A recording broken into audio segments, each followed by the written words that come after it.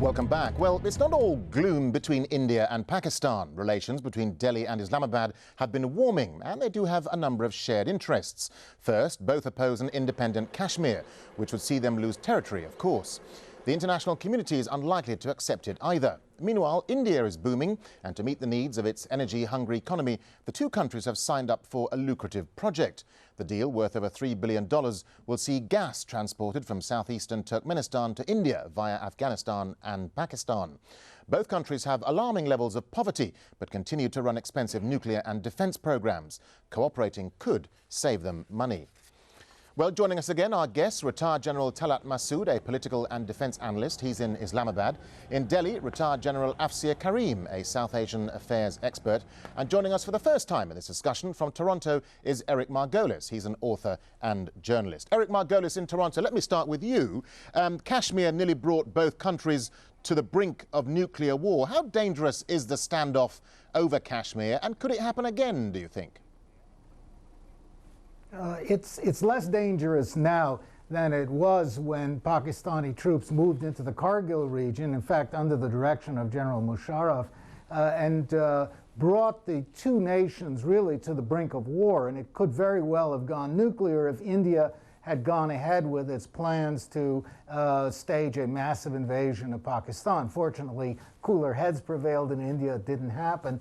But the fact that there's very little warning time between the two countries who have nuclear-armed strike forces, it's said to be within minutes, and not totally reliable command and control systems in the military, the danger of a nuclear war is still there, and a clash with hot pursuit by Indian forces, for example, could very well trigger a clash. The danger's not over. It's considerably abated.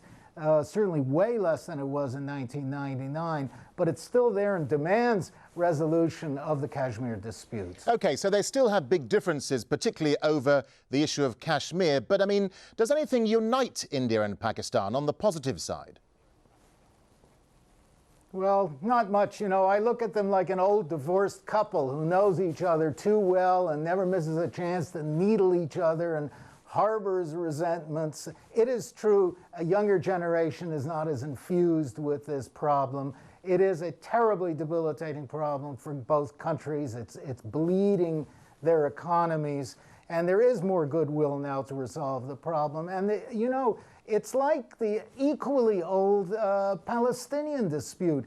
The outline of a resolution is perfectly evident. It is autonomy for Kashmir of some sort, and the gradual erasure of the line of control that divides the Indian and Pakistani controlled sections. So it becomes like the island of Saint Martin, the West Indies, which is partly run by the Holland and partly by France, but doesn't really make much of a difference inside. But the problem is that the politicians on both sides lack the power or the will to go against important constituencies in their own countries who would oppose this. OK, let's bring in General Afsir Karim in Delhi. I mean, in terms of economic resources and growth, many observers say that India did far better out of partition than Pakistan. Is that correct, do you think? Well, to an extent, but such comparisons cannot be made in this context we are talking about.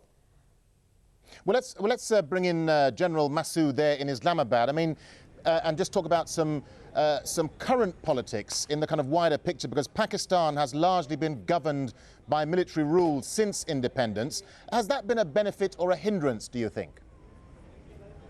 Well, I think it has been a great hindrance because it has not helped in the development of institutions in Pakistan. And as you know, when the military comes into power, then obviously the other institutions get weak. And Pakistan from the very beginning had weaker institutions because it inherited that part of India which was relatively weaker both in institutions, in bureaucracy, in resources and in infrastructure, both human as well as physical. So I think what was needed was a sound footing on democratic lines, but unfortunately because of our conflict with India and also the way that it is geostrategically located, because of the fact that we also became a part of the Cold War system in which we were aligned very closely with the US, that also gave the Pakistan Armed Forces a lot of importance, and I think that strengthened the military much more in relative terms to the other institutions, and then this conflict and hostility with India kept on pouring resources again into defense. So I think that gave an unbalanced sort of a development of the military, which resulted in also developing a vacuum in the power structure, and the army then more or less running the affairs of the state for all these years. But I think now there is a great realization amongst all masses, including the military, that they have to go back to the barracks. And I think this 2007 elections will be a defining moment for Pakistan, in which democracy would be placed on much sounder footing than hitherto. I want to put this point of military balance to retired General Afzia Karim in Delhi and ask how significant is this issue of the military balance between India and Pakistan, particularly when, for example, both countries had nearly 1 million men on the line of control in 2002 during that confrontation. How important is that military balance? The military balance keeps certain things in check, but I don't think there's such a difference as being made out all over by various people. They're not, you see, the military balance is related to the type of warfare which is going to take place, the areas where the war can go. And if you look at the location of Pakistan and the way Indian army is spread all over in various theaters, the balance is not so much different as it appears. There is, in fact, according to me, very little difference between the two powers. Eric Margolis, let me get a final thought from you. How central do you think the issue of Kashmir is to friendly relations between India and Pakistan? And what do you see as the future for Kashmir?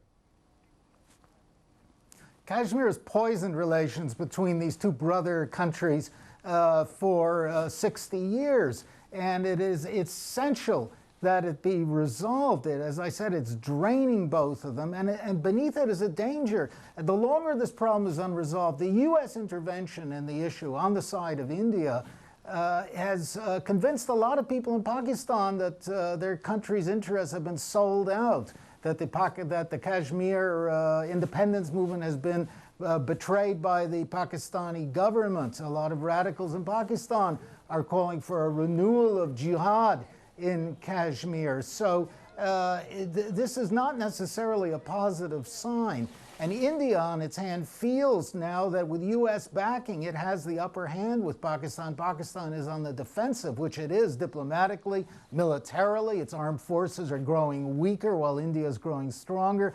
So the Pakistanis are being pushed to the edge. It's time to resolve this problem in the way that I have described quickly, before it gets out of hand. Let's get a quick final thought from General Massoud in Islamabad. How do you see the Kashmir issue being resolved? Can it be resolved? And the future for Kashmir? I think it can be resolved, because Pakistan has come very close to the Indian position. What is really needed is a little greater understanding on the part of India and accommodating, because the 4 points which General Musharraf had made in order to resolve the Kashmir problem really in the interest of the people of Kashmir and also in the interest of the people of India and Pakistan, and they are resolvable. And it is also being said by both the leadership now that there will be no territorial adjustment. So what is needed is to opening up the borders and linking up. Thank you very much indeed. Gentlemen, General Afzia Karim in Delhi, General Talat Massoud in Islamabad, and Eric Margolis in Toronto, thank you very much indeed for joining us. And thank you so much for joining us here on this edition of Inside Story. We welcome your comments and suggestions. Please email them to us at insidestory@aljazeera.net. From the whole team here, goodbye for now.